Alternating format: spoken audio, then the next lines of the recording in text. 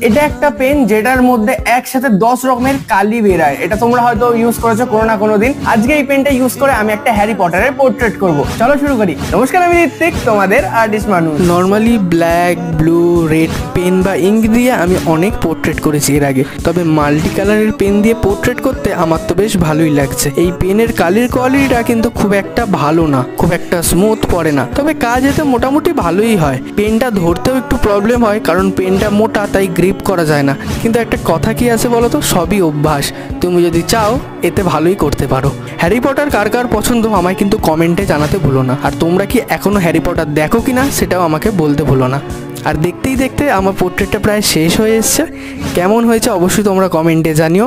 আর আমি এরপর ভালো কোনো কোয়ালিটি মাল্টি কালারের পেন দিয়ে পোর্ট্রেট করবো কিনা সেটাও আমাকে জানাতে ভুলো না। ভালো লাগলে লাইক তো তোমরা করেই দাও, সেই নিয়ে নতুন করে কিছু বললাম না। দেখা হচ্ছে আর একটা নতুন ভিডিওতে নতুন কিছু নিয়ে, ততক্ষণের জন্য টাটা।